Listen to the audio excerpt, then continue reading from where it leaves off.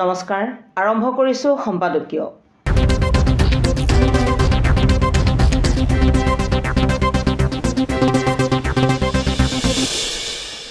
আজিৰ সম্পাদকীয়ৰ বিষয় হ'ল এগৰাকী উদ্যোগী মহিলাৰ কথাৰে আজি আমি আমাৰ সম্পাদকীয় ৰাইজৰ ওচৰলৈ আনিবলৈ বিচাৰিছো বিশেষকৈ যিসকল নিবনুৱা হৈ হতাশ হৈ সময় পাৰ কৰিছে সেই সকলৰ কাৰণে এটা অনুপ্ৰেৰণামূলক কাহিনী লৈ আনিছো দৰ্শকৰ বাবে অনুপ্ৰেৰণামূলক কাহিনীটোৰ চৰিত্ৰটোৰ নাম হ'ল মুক্তামণি দেৱী মণিপুৰৰ এগৰাকী জোতা প্ৰস্তুতকাৰী আজি তেওঁ দেশৰ বা বিশ্বৰ বিভিন্ন দেশত তেওঁ সমাদৃত হৈছে এগৰাকী জোতা প্ৰস্তুতকাৰী উদ্যোগী মহিলা হিচাপে উত্তৰ পূবৰ সবাতোকৈ সাকসেসফুল উদ্যোগী মহিলা হিচাপে স্বীকৃতি পাইছে চৰকাৰৰ পৰা কিন্তু এনে এটা সময় তেখেতৰ জীৱনত আছিল মাত্ৰ 2 টকা বা 3 টকাৰ কাৰণে নিজৰ জীয়ৰীৰ স্কুললৈ যোৱা জোতাযোৰ তেওঁ মুচিৰ ওচৰত নি সিলাই কৰিব নোৱাৰিছিল হে আছিল 1989 চনৰ কথা 1989 কথা 1989 চনত এজন মুচিৰ ওচৰত জোতা এযোৰ প্ৰস্তুত কৰিবলৈ হলে সিলাই মাৰিবলৈ হলে 2 টকা বা 3 টকা খৰচ হৈছিল সেই 2 টকা বা 3 টকাও তেওঁ ছোৱালীজনীৰ জোতাযোৰ সিলাই কৰিবলৈ হাজু কৰিব নোৱাৰা এগৰাকী মহিলাই সময়ত কেনে ধৰণে এগৰাকী সাকসেসফুল উদ্যোগী মহিলা হিচাপে পৰিগণিত হ'ল সেই কাহিনী নিশ্চয় আমাৰ উঠি অহা প্ৰজন্মৰ কাৰণে বা যিসকল লোকে ইতিমধ্যে এতিয়াও নিবনুৱা হৈ জীয়াই আছে তেওঁলোকৰ কাৰণে এটা অনুপ্ৰেৰণামূলক কাহিনী হিচাপে আমি বিবেচনা কৰি আগবঢ়াইছো আপোনালোকলৈ 1989ত মুক্তামণি দেৱীয়ে ঘৰ চলাবৰ কাৰণে হাতমোজা আৰু টুপি ঊলৰ হাতমোজা আৰু টুপি চিলাই ঘৰখন যেনে তেনে চলাইছিল আৰু ছোৱালীজনীকো বিদ্যালয়ত ভৰ্তি কৰিছিল কিন্তু যেতিয়া ছোৱালীজনীৰ জোতা ফাটে তেওঁ ফাটা জোতাযোৰ চিলাবলৈ 2 টকা নেপাইছিল তেওঁ এটা বুদ্ধি কৰিলে এদিন যে তেওঁৰ যে সেই যে হাতমোজা আৰু ঊলৰ টুপি বনায় তাৰ পৰা ৰৈ যোৱা ঊলখিনিৰে 2টা ৰঙৰ তেওঁ বনাইছিলে সেউজীয়া আৰু বগা ৰঙৰ সেই ঊলখিনিৰে তেওঁ জোতাযোৰ সিলাই কৰি পেলালে আৰু সিলাই কৰোঁতে ছোৱালীজনীয়ে জোতাযোৰ পিন্ধিব পৰা হ'ল এই যে তেওঁ বুদ্ধিটো খটাই ছোৱালীজনীক স্কুললৈ পঠাই দিলে পিন্ধাই জোতাযোৰ ছোৱালীজনীও পিন্ধি গ'ল ছোৱালীজনী যেতিয়া স্কুললৈ গ'ল তাৰপিছত স্কুলৰ প্ৰাৰ্থনাৰ পিছত যেতিয়া এগৰাকী টিচাৰে তেওঁক মাতিলে যে আহাচোন সুধিলে যে তোমাৰ এই জোতাযোৰ কোনে প্ৰস্তুত কৰিছে কোনে বনাই দিছে ছোৱালীজনীয়ে প্ৰথমতে খুব ভয় খাইছিল কাৰণ কলা জোতাৰ পৰিৱৰ্তে ওপৰত বগা আৰু সেউজীয়া ৰঙৰ সিলাই মাৰা এযোৰ জোতা তেওঁ পিন্ধি গৈছিল তেতিয়া তেওঁ ভয়ে ভয়ে ক'লে তেওঁ ভাবিলে যে তেওঁক আজি বহিষ্কাৰ কৰিব পাৰে স্কুলৰ পৰা তেওঁ ভয়ে ভয়ে ক'লে যে মাকে বনাই দিছে ছাত্ৰীগৰাকীয়ে সৰু ছোৱালীগৰাকীয়ে তেতিয়া টিচাৰগৰাকীয়ে ক'লে যে তেখেতে এনেকুৱা আৰু জোতা প্ৰস্তুত কৰিব পাৰিব নেকি কলা ৰঙৰ জোতা প্ৰস্তুত কৰিব পাৰিব নেকি কথাটো আহি ছোৱালীজনীয়ে মাকক ক'লে মাকেও চিন্তা কৰিলে যে জোতাযোৰটো প্ৰস্তুত কৰিব পৰা যায় তেওঁ তেতিয়া বজাৰৰ পৰা সেই জোতাৰ সোলবোৰ কিনি আনি তাৰ ওপৰত কলা ৰঙৰ জোতা বনোৱাৰ আৰম্ভ কৰি দিলে আৰু প্ৰথমতে তেওঁ সেই যে জোতাৰ কলা ৰঙৰ জোতাবোৰ বনোৱা আৰম্ভ কৰিলে তেওঁ তেতিয়া আহি 1991 অৰ্থাৎ 1991 চন 91 চনত তেওঁ ইম্ফলৰ এখন বাণিজ্য মেলাত সেই জোতাৰ সৰুকৈ এখন ষ্টল দিলে আৰু সেই ষ্টল দিয়াৰ সময়তে সেই জোতাই খুবেই জনপ্ৰিয়তা লাভ কৰিলে আৰু ৰাইজে বহুতেই কিনিলে আৰু বহু লোকে পৰামৰ্শ দিলে যে তুমি এই জোতা তুমি ব্যৱসায়িক দৃষ্টিৰে ল'ব পাৰা তুমি এটা ইণ্ডাষ্ট্ৰীও খুলিব পাৰা ইয়াৰ পৰা আৰু তাৰ পৰাই তেওঁ লাহেকৈ জন্ম দিলে মুক্তা শ্বু ইণ্ডাষ্ট্ৰী যি মুক্তা শ্বু ইণ্ডাষ্ট্ৰী আজি বিশ্বৰ বিভিন্ন জেগাত সমাদৃত সেয়া 1991 চনৰ কথা আৰু তাৰ পিছতে তেওঁ চৰকাৰী পক্ষৰ পৰাও সহযোগিতা লাভ কৰিলে আৰু সেই সহযোগিতাই তেওঁক উদ্যোগটো স্থাপনত ভালদৰে মন দিব পৰাকৈ মানসিকভাৱে শক্তিশালী হ'ব পৰাকৈ সহায় কৰিলে আৰু তেওঁৰ এটা জোতাৰ সেই ঊলৰ জোতা তেনেকৈ বনোৱা হস্ত নিৰ্মিত জোতাৰ এটা ফেক্টৰী আৰম্ভ কৰিলে য'ত আজিৰ তাৰিখত 20জন কৰ্মী আছে, কৰ্মকৰ্তা আছে তেওঁৰ ইণ্ডাষ্ট্ৰীত। আৰু সেই যে তেওঁ আৰম্ভ কৰিলে তাৰপিছত আৰু তেওঁ পিছলৈ উভতি চাব লগা হোৱা নাই। মুক্তামণি দেৱীয়ে ইমানেই সফলতা পালে যে বিভিন্ন বাণিজ্য মেলাত তেওঁ নিজ হাতে প্ৰস্তুত কৰা সহকাৰীসকলক লৈ প্ৰস্তুত কৰা সেই জোতা বিভিন্ন লোকে গ্ৰহণ কৰিলে, বিভিন্ন লোকে কিনিবলৈ ধৰিলে আৰু বাণিজ্য মেলাসমূহত সমাদৃত হ'ল। আৰু তেওঁৰ এই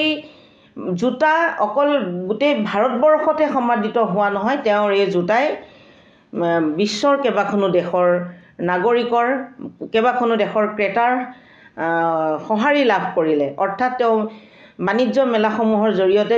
বিশ্বৰ বিভিন্ন ঠাইলৈ আমন্ত্ৰিত হ'বলৈ ধৰিলে, যাৰ কাৰণে আজি তেওঁ ইণ্ডাষ্ট্ৰিটো এটা ক্ষুদ্ৰ উদ্যোগৰ ভিতৰত এটা বৃহৎ উদ্যোগৰ দৰে আমি ভাবিব পৰা এটা ইণ্ডাষ্ট্ৰিত পৰিণত হৈছে। এই যে মহিলাগৰাকীয়ে কিমান কষ্টৰে এখন ঘৰ চলাইছিলে, মাত্ৰ তেওঁ হাত মোজা আৰু টুপিৰে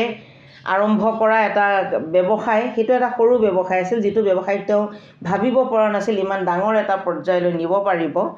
কাৰণ সেই তেতিয়া বহু কম পইচাৰে ঘৰখন যেনে তেনে তেওঁ চলাইছিল। কিন্তু সেই এটা ইনচিডেণ্টে, এটা দুৰ্ঘটনাই তেওঁক পথৰ সন্ধান দিলে। তেওঁ জোতা প্ৰস্তুত কৰিলে আৰু সেই জোতা প্ৰস্তুত কৰা ইণ্ডাষ্ট্ৰি আজি এনেকুৱা এটা পৰ্যায়লৈ গৈছে, উত্তৰ পূবৰে নহয়, ভাৰতবৰ্ষ নহয়, বিশ্বজুৰি সমাদৃত হৈছে। আৰু নৰ্থ ইষ্টৰ সবাতোকৈ ছাকচেছফুল উদ্যোগী মহিলা বুলি তেওঁ স্বীকৃত হৈছে চৰকাৰী পক্ষৰ পৰাও আৰু সামাজিক বা নাগৰিকসকলৰ পক্ষৰ পৰাও। তেওঁ নৰ্থ ইষ্টৰ, উত্তৰ পূবৰ সবাতোকৈ সমাদৃত এগৰাকী উদ্যোগী মহিলা হিচাপে, ক্ষুদ্ৰ উদ্যোগৰ এটা বৃহৎ ধাৰণাৰ উদ্যোগৰ সৃষ্টি কৰি তেওঁ এগৰাকী সফল উদ্যোগী মহিলা হিচাপে আজি সকলোৰে ওচৰত সমাদৃত। আনকি তেওঁ ইমানেই জনপ্ৰিয় হৈ পৰিছে, তেওঁৰ সেই জোতা বা তেওঁৰ বেগ, সেই জোতা ঊলৰ বেগ ইমানেই জনপ্ৰিয় যে তেওঁক ভাৰত চৰকাৰেও যথোপযুক্ত সন্মান দিছে। কাৰণ তেওঁ যি উত্তৰণৰ পথ দেশৰ কাৰণে, ৰাজ্যৰ কাৰণে, দেশৰ কাৰণে বা জনগণৰ কাৰণে দাঙি ধৰিলে, তাৰ কাৰণে তেওঁক স্বীকৃতি দিলে ভাৰত চৰকাৰে দেশৰ ৪ৰ্থ চিভিলিয়ান বঁটা পদ্মশ্ৰী উপাধিৰে তেওঁক বিভূষিত কৰিলে। এয়া নিশ্চয় এটা অনুপ্ৰেৰণামূলক কথা যে এগৰাকী সামান্য ঊলৰ হাত মোজা আৰু টুপি বনোৱা মানুহগৰাকীয়ে জোতা বনোৱা আৰম্ভ কৰিলে, তেওঁ গৈ গৈ এগৰাকী ছাকচেছফুল উদ্যোগী হিচাপে পৰিগণিত হ'ল। কিন্তু এই কথা আমি সকলোৱে মন কৰিব লাগিব যে জোতা বনোৱাৰ তেওঁৰ কোনো প্ৰশিক্ষণ নাছিল, তেওঁৰ হাতত ধন নাছিলে, তেওঁ জোতা বনোৱাৰ কাৰণে একো নাজানিছিল। একো নজনাকৈ তেওঁ শূন্যৰ পৰা, হাতত এটকাও পইচা নোহোৱাকৈ, তেওঁ নিজে কোনো জোতা প্ৰস্তুত সম্পৰ্কে কোনো ধৰণৰ জ্ঞানৰ অধিকাৰী নোহোৱাকৈ তেওঁ কিন্তু সাহস কৰিলে। ইয়াত আমি এটা বস্তু বুজি পাব লাগিব যে তেওঁ সাহসী। প্ৰথম কথা হ'ল তেওঁ সাহসী, তেওঁ উদ্যমী, তেওঁ অতি উদ্যমী,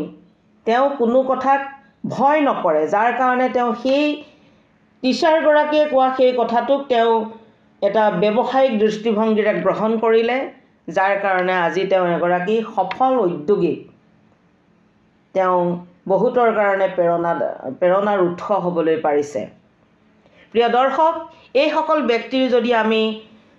উদাহৰণবোৰ আমাৰ নতুন প্ৰজন্মৰ মাজলৈ আমি লৈ যাব পাৰোঁ, বা নতুন প্ৰজন্ময়ো যদি এয়া দেখি শুনি বুজি তেওঁলোকে আগবাঢ়িবলৈ চেষ্টা কৰে, কেৱল চৰকাৰী চাকৰি বা চৰকাৰী অনুদানৰ ওপৰত আশা কৰি বহি নাথাকি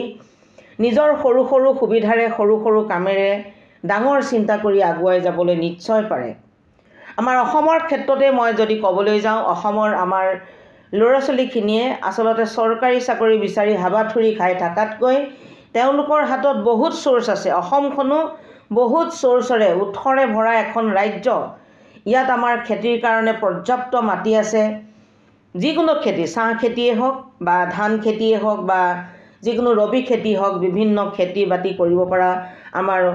উৎস আছে। আমাৰ তাঁতশালৰ উৎস আছে বা এনেকুৱা বিভিন্ন ধৰণৰ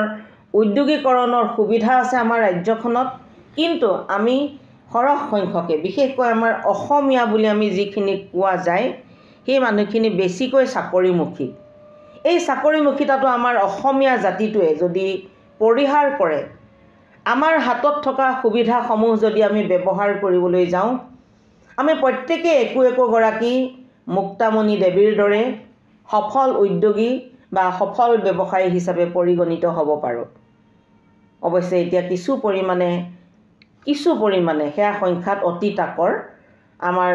অসমীয়া বুলি যিখিনি কেৱল অসমীয়া ক'ব পৰা যায়, মই সেইখিনি ল'ৰা ছোৱালীৰ হতাশামূলক কাৰ্যৰ সপক্ষে ক'ব গৈছোঁ, কাৰণ তেওঁলোকে আমাৰ ল'ৰা ছোৱালীখিনি কৰ্মৰ প্ৰতি বৰ উদাসীন আমি। সেইকাৰণে মই অসমীয়া শব্দটো বাৰে বাৰে উল্লেখ কৰিছোঁ, নহ'লে মই অসমবাসী বা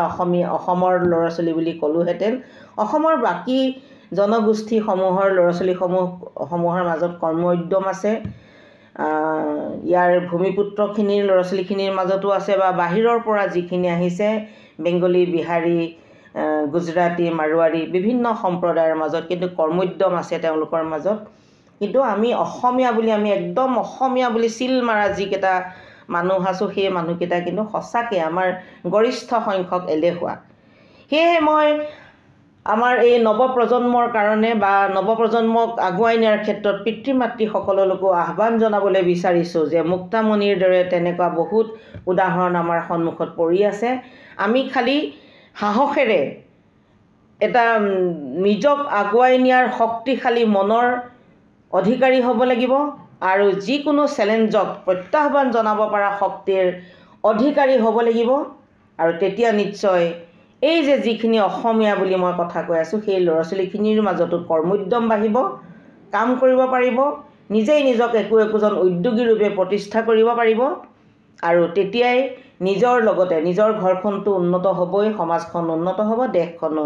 উন্নত হ'ব। কাৰণ দেশ এখন বা ঘৰ এখন বা দেশ এখনক সফল কৰিবলৈ হ'লে প্ৰত্যেকজন মানুহৰ মাজত কৰ্মস্পৃহা, কৰ্মোদ্যম, আগবাঢ়ি যোৱাৰ ইচ্ছা শক্তি থাকিব লাগিব। মুক্তামণি দেৱীৰ আদৰ্শ সকলোৱে গ্ৰহণ কৰক। মুক্তামণি দেৱীৰ দৰে যেন আমাৰ নৱপ্ৰজন্ম বা আমাৰ যিসকল নিবনুৱা লোক ল'ৰা ছোৱালী এতিয়াও হতাশাত ভুগি আছে, আদৰ্শ হওক মুক্তামণি দেৱীৰ দৰে সকলোৱে কাম কৰাৰ ক্ষেত্ৰত যাতে অগ্ৰসৰ হ'ব পাৰোঁ, তাৰ কাৰণে মই সকলোৰে প্ৰতি আহ্বান জনাই সামৰিছোঁ আজিৰ সম্পাদকীয়।